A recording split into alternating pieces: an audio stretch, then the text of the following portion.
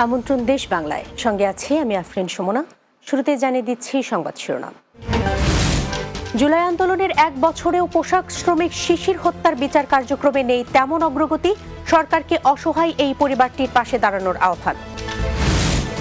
এবং নিরাপত্তা ঘাটতি, অবকাঠামোর দুর্বলতা এবং ঝুলন্ত সেতুতে পানি ওঠায় থমকে গেছে রাঙামাটির পর্যটন খাত।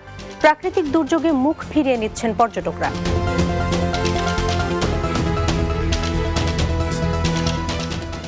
শুনছিলেন শিরোনাম, এবার বিস্তারিত।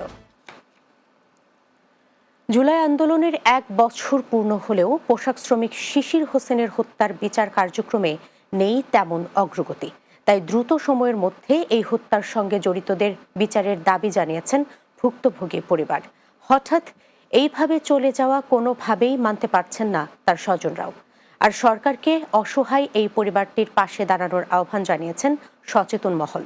আশুলিয়া প্রতিনিধি আলমগীর হোসেন নীরবের প্রতিবেদন, জানাচ্ছেন প্রান্ত পারভেজ। কোটা সংস্কারের দাবিতে বৈষম্য বিরোধী ছাত্র আন্দোলন মার্চ টু ঢাকা কর্মসূচিতে অংশগ্রহণ করতে আসেন লাখো জনতা, আর তারই সাথে যোগদান করতে আসেন শিশির হোসেন। গত বছর 5 আগস্ট স্বৈরাচারী শেখ হাসিনার পতনের ঠিক আগ মুহূর্তে আশুলিয়ার বাইপাইল এলাকায় আন্দোলনে যোগ দিয়ে পুলিশের গুলিতে নিহত হন পোশাক শ্রমিক শিশির। 2 সন্তানের জনক, পরিবারের একমাত্র কর্মক্ষম শিশিরকে হারিয়ে পাগল প্রায় পরিবার। এখন পরিবারের একটাই চাওয়া, সঠিক বিচার। কার নির্দেশে কে গুলি করলো, কেন গুলি করলো? আমরা তো কোনো ভাঙচুরে ছিল না আমার ভাই। আমার আব্বুরে যারা মারছে তার ফাঁসি চাই। আমার ছেলেরে মারছে, আমি সত্য বিচার চাই। শিশিরের অকাল মৃত্যুতে কাঁদিয়েছে তার সহকর্মীদেরকেও। অনেক খারাপ লাগে, মিস করি। খুব ভালো একটা মানুষ ছিল। মানুষ হিসেবে সে ছিল অনেক সহজ একজন মানুষ। অসহায় এই পরিবারটির পাশে দাঁড়ানোর আহ্বান জানিয়েছেন শিক্ষাবিদ ও সমাজকর্মীরা। আমি জানি তার পরিবারটি 2 সন্তান সহ মানবতার জীবনযাপন করছে। আমাদের সরকারি বেসরকারি সাহায্য ছাড়াও যদি এলাকার ধনাঢ্য ব্যক্তিরা তাদের পাশে এগিয়ে আসে তাহলে পরিবারটি স্বাবলম্বী হবে। কুমিল্লায় শিশিরের গ্রামের বাড়ি হলেও দীর্ঘদিন যাবৎ পরিবারের অন্যান্য সদস্যদের সাথে আশুলিয়ায় ভাড়া থাকতেন তিনি। চাকুরি করতেন ডিইপিজেটে। Bangla TV news desk. গাজীপুরের কালিয়াকৈর উপজেলার ফুলবাড়িয়া ইউনিয়ন বিএনপির কর্মী সভা অনুষ্ঠিত হয়েছে। ফুলবাড়িয়া আক্কেল আলী উচ্চ বিদ্যালয় মাঠে কর্মী সভা অনুষ্ঠিত হয়। অনুষ্ঠানে সভাপতিত্ব করেন উপজেলা বিএনপির আহ্বায়ক নুরুল ইসলাম শিকদার। উপজেলা বিএনপির সদস্য সচিব এম আনোয়ার হোসেনের সঞ্চালনায় সভায় বক্তব্য রাখেন গাজীপুর জেলা বিএনপির সদস্য সচিব ব্যারিস্টার চৌধুরী ইশরাক আহমেদ সিদ্দিকী। জেলা বিএনপির আহ্বায়ক সদস্য জলিল মণ্ডল সহ ফুলবাড়িয়া ইউনিয়ন বিএনপির নেতাকর্মীরা। জাতীয়তাবাদী মৎস্যজীবী দল নোয়াখালীর বেগমগঞ্জ উপজেলা শাখার আহ্বায়ক কমিটির পরিচিতি সভা অনুষ্ঠিত হয়েছে। চৌমুহনীর একটি রেস্টুরেন্টে আয়োজিত সভায় প্রধান অতিথি ছিলেন জেলা জাতীয়তাবাদী মৎস্যজীবী দলের আহ্বায়ক ভিপি মোহাম্মদ আলাউদ্দিন আলো। আহ্বায়ক নূর মোহাম্মদ খোকনের সভাপতিত্বে এ সময় জেলা শাখার যুগ্ম আহ্বায়ক ফরিদ উদ্দিন মিনু, বেগমগঞ্জ শাখার সদস্য সচিব আব্দুল মতিন, যুগ্ম আহ্বায়ক জাহাঙ্গীর হোসেন লিটন সহ অনেকেই উপস্থিত ছিলেন। নিরাপত্তা ঘাটতি, অবকাঠামোর দুর্বলতা এবং ঝুলন্ত সেতুতে পানি উঠে যাওয়ার কারণে থমকে গেছে রাঙামাটির পর্যটন খাত। দূর পাহাড় আর নীল জলরাশির টানে প্রতি বছর হাজার হাজার পর্যটক ছুটে আসেন রাঙামাটিতে। তবে সম্প্রতি রাঙামাটির পর্যটন খাত নানা সংকটে পড়েছে। তাই প্রাকৃতিক দুর্যোগে মুখ ফিরিয়ে নিচ্ছেন পর্যটকরা। রাঙামাটি প্রতিনিধি মোহাম্মদ সোহরাওয়ার্দী সাব্বিরের প্রতিবেদন, জানাচ্ছেন অর্ণব নাসির। রাঙামাটির পর্যটনের মূল আকর্ষণ ঝুলন্ত সেতু। পাহাড়ের রানী নামে পরিচিত এই জেলায় বর্ষা এলেই প্রতিবছর সেতুটি তলিয়ে যায় পানিতে। এ বছরও তার ব্যতিক্রম হয়নি। সুরক্ষার স্বার্থে সেতুতে প্রবেশ নিষিদ্ধ করেছে কর্তৃপক্ষ। এতে হতাশ হয়ে ফিরে যাচ্ছেন আগত পর্যটকরা। তো আসার পর দেখতেছি যে এখানে পানি উঠে গেছে ব্রিজে। এটা খুব হতাশাজনক। এত আশা নিয়ে আসছি এটা দেখার জন্য, এখন এখানে পানি, তার জন্য আমরা কি করবো, এখন চলে যাচ্ছি। এটা খুবই হতাশাজনক। আসলে সরকারের এটা নিয়ে একটা উদ্যোগ নেওয়া দরকার। শুধু পর্যটকরাই নয়, ক্ষোভ ঝাড়ছেন স্থানীয়রাও। তারা বলছেন এই সমস্যা বছরের পর বছর ধরে চললেও সংশ্লিষ্ট দপ্তরগুলো রয়েছে নীরব। এই অবস্থায় পর্যটনের উপর নির্ভরশীল ব্যবসায়ীরা পড়েছেন বিপাকে। দুদিন ফলে কাপ্তাই লেক ব্রিজিং না হওয়ার ফলে এই পর্যাপ্ত পানি বেশি ধরে থাকার কারণে এই ঝুলন্ত ব্রিজে যে পানি উঠে যায়। ঝুলন্ত ব্রিজ এখন ডুবন্ত ব্রিজ হয়ে গেছে। এখন সময় এসেছে এই যে ব্রিজটাকে নিয়ে একটু চিন্তা ভাবনা করার। রাঙামাটি পর্যটন কর্পোরেশন বলছে, নতুন ব্রিজের জন্য প্রস্তাবনা দেয়া হয়েছে। প্রস্তাবনা বাস্তবায়ন হলে এই সমস্যার সমাধান হবে। পার্বত্য উন্নয়ন বোর্ডে একটি লেটার দিয়েছে, উন্নয়ন কর্তৃপক্ষ যদি আধুনিক নতুন ব্রিজ নির্মাণের প্রকল্প গ্রহণ করে। পর্যটন শুধু সৌন্দর্য উপভোগ নয়, এটি একটি অর্থনৈতিক সম্ভাবনাও। ঝুলন্ত সেতুর মতো প্রধান আকর্ষণ যদি প্রতি বছরই অকার্যকর থাকে, তাহলে পর্যটনের বিকাশ শুধু সম্ভাবনাতেই সীমাবদ্ধ থাকবে, এমনটি মত সচেতন মহলের। News desk, Bangla TV. নারায়ণগঞ্জের সোনারগাঁয়ে সবুজ মিয়া নামে এক মাছ ব্যবসায়ীকে বাড়ি থেকে ডেকে নিয়ে হত্যার ঘটনায় আসামিদের রহস্যজনক কারণে গ্রেপ্তার না করার অভিযোগ উঠেছে পুলিশের বিরুদ্ধে। এ ঘটনায় রবিবার সংবাদ সম্মেলন করেন নিহত সবুজের পরিবার। এ সময় নিহত সবুজের স্ত্রী আখি আক্তার বলেন, তার স্বামী মাছ ব্যবসায়ী সবুজ মিয়াকে গত 11 জুন বিকেলে তার এক বন্ধু বাসা থেকে ডেকে নিয়ে যায়। পরের দিন সকালে সোনারগাঁর এশিয়ান হাইওয়ে সড়কের ললাটি এলাকায় লাশ পাওয়া যায়। পুলিশ লাশ উদ্ধার করে ময়না তদন্তের জন্য নারায়ণগঞ্জ জেনারেল হাসপাতালে পাঠায়।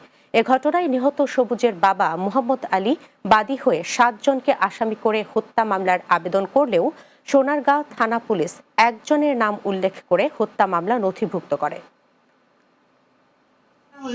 কিন্তু পুলিশরা কি কারণে একজনের নাম দিছে সেটা আমরা বলতে পারি না। পুলিশের যদি বলি যে আপনারা কেন একজনের নাম দিচ্ছেন, ওরা বলে যে একজনের নাম দেওয়া হয়েছে, তাতে কোনো সমস্যা না, আমরা অন্য আসামি ধরবো। বাদী যেরকম এজাহার দেয় ওরকমই মামলা নেওয়া হয়, এখানে পুলিশের ম্যাটার না। সে যেভাবে এজাহার দিচ্ছে ওভাবে আমরা মামলা নিচ্ছি, সিনিয়রদের সাথে কথা বলে। বাদী যেভাবে এজাহার দিচ্ছে, বাদীর বাড়ি মনে 2,500 যতদূর মরে আছে, বুঝছেন, কয়েকজন ভিতরে পাওয়া যায় না। দেশ বাংলায় নিচ্ছে বিরতি। ফিরে আসার পর অন্যান্য সংবাদের সাথে আরো যা থাকছে। ঝিনাইদহ পৌরসভায় জলাবদ্ধতা দূরীকরণে ড্রেনেজ ব্যবস্থার সংস্কার, খাল উদ্ধারের দাবিতে মানববন্ধন। খুলনায় সরকারি লিজের জমি থেকে উচ্ছেদ চেষ্টার প্রতিবাদ।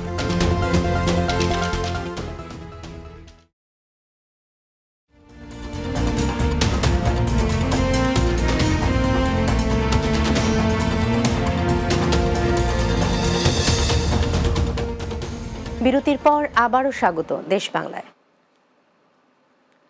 ঝিনাইদহ পৌরসভায় জলাবদ্ধতা দূরীকরণে ড্রেনেজ ব্যবস্থার দ্রুত সংস্কার, দখল হওয়া খাল উদ্ধার ও নাগরিকদের মধ্যে সচেতনতা বাড়াতে মানববন্ধন হয়েছে। শহরের পায়রা চত্বরে এ কর্মসূচির আয়োজন করে ঝিনাইদহ উন্নয়ন সংগ্রাম সমন্বয় কমিটি। কর্মসূচিতে ঝিনাইদহ উন্নয়ন সংগ্রাম সমন্বয় কমিটির প্রধান উপদেষ্টা ডাক্তার মোহাম্মদ মুস্তাফিজুর রহমান, সভাপতি আশরাফুল ইসলাম, সাধারণ সম্পাদক প্রকৌশলী আবুল বাশার, যুগ্ম সাধারণ সম্পাদক সাব্বির আহমেদ জুয়েল সহ অন্যান্যরা বক্তব্য রাখেন। খুলনার রূপসায় সরকারি লিজকৃত জমি থেকে উচ্ছেদের অপচেষ্টার প্রতিবাদে ভুক্তভোগী পরিবারগুলোর পক্ষ থেকে মানববন্ধন হয়েছে।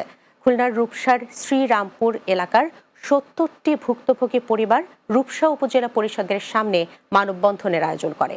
অনুষ্ঠানে সভাপতিত্ব করেন ভুক্তভোগী পরিবারের পক্ষে ইসমাইল মুন্সি। এ সময় ভুক্তভোগী পরিবারের সদস্যরা বলেন, তারা 1980 সাল থেকে রূপসায় সরকারি লিজকৃত জমিতে বসবাস করে আসছেন, তাই তাদের উচ্ছেদের আগে অন্যত্র বসবাসের ব্যবস্থা করার দাবি জানান তারা। গাজীপুরের কাশিমপুরে শফিকুল ইসলাম নামে ঋণ জর্জরিত এক যুবক শরীরে পেট্রোল ঢেলে আত্মহত্যা করেছেন বলে জানা গেছে। কাশিমপুর থানার 3 নম্বর ওয়ার্ডের গজারি বনে নিজের শরীরে পেট্রোল ঢেলে আগুন জ্বালিয়ে দেন শফিকুল ইসলাম। পরে হাসপাতালে নেয়ার সময় তিনি তার নাম এবং পরিচয় জানান। ঘটনাস্থলেই তার মৃত্যু হয়। পুলিশ লাশ উদ্ধার করে মর্গে পাঠায়। শফিকুলের পরিবার জানান, ব্র্যাক ব্যাংক এবং অন্যান্য ঋণের কারণে তিনি প্রায়ই আত্মহত্যার কথা বলতেন। এর আগেও গলায় ফাঁস দিয়ে আত্মহত্যার চেষ্টা করেছেন বলে জানান পরিবারের সদস্যরা।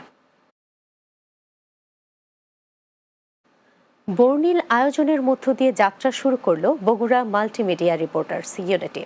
বগুড়া শহরের মফিজ পাগলা মোড় এলাকায় একটি হোটেলে সংগঠনের অভিষেক অনুষ্ঠিত হয়।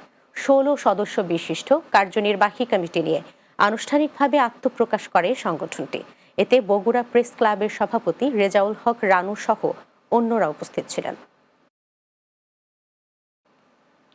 কুমিল্লায় ইবনে তাইমিয়া স্কুল অ্যান্ড কলেজ 2025 সালের এসএসসি পরীক্ষায় জিপিএ 5 প্রাপ্ত 385 জন কৃতী শিক্ষার্থীকে সংবর্ধনা দিয়েছে। কলেজের আইটি কনভেনশন হলে শিক্ষার্থীদের সংবর্ধনা দেওয়া হয়। এতে প্রধান অতিথি ছিলেন পিরোজপুর বিজ্ঞান ও প্রযুক্তি বিশ্ববিদ্যালয়ের vice chancellor doctor Mohammad Shahidul Islam. প্রতিষ্ঠানের অধ্যক্ষ শফিকুল আলম হেলালের সভাপতিত্বে বিশেষ অতিথি ছিলেন ইবনে তাইমিয়া ট্রাস্টের সদস্য রফিকুল ইসলাম আজাদ, ডক্টর মাসুদুল হক চৌধুরী সহ অন্যরা। হবিগঞ্জের মাধবপুর উপজেলার ধর্মঘর সাউথ কাশিমনগর উচ্চ বিদ্যালয়ে এস.এম. ফয়সল শিক্ষাবৃত্তি প্রদান অনুষ্ঠিত হয়েছে। এতে প্রধান অতিথি ছিলেন সাইহাম গ্রুপের চেয়ারম্যান সৈয়দ মোহাম্মদ ফয়সল। অনুষ্ঠানে সভাপতিত্ব করেন গোবিন্দপুর সরকারি উচ্চ বিদ্যালয়ের ভারপ্রাপ্ত প্রধান শিক্ষক আক্তার হোসেন। সঞ্চালনা করেন আবিদ মাস্টার। বক্তব্য রাখেন সাবেক উপজেলা চেয়ারম্যান সৈয়দ মোহাম্মদ শাহজাহান, সাইহাম গ্রুপের উপমহাব্যবস্থাপক লিয়াকত হোসেন সহ অন্যরা।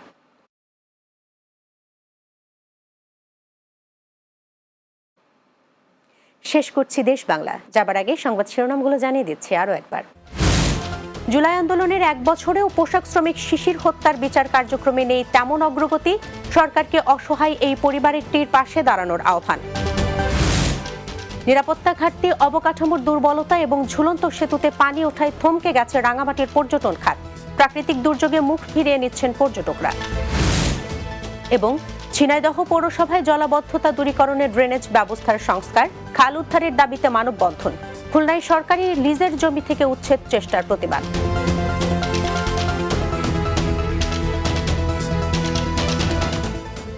এই ছিল দেশ বাংলায়। আমাদের পরবর্তী সংবাদ বিকেল 4:30 দিনের বাংলা দেখার আমন্ত্রণ রইল। এতক্ষণ সঙ্গে থাকার জন্য ধন্যবাদ সবাইকে।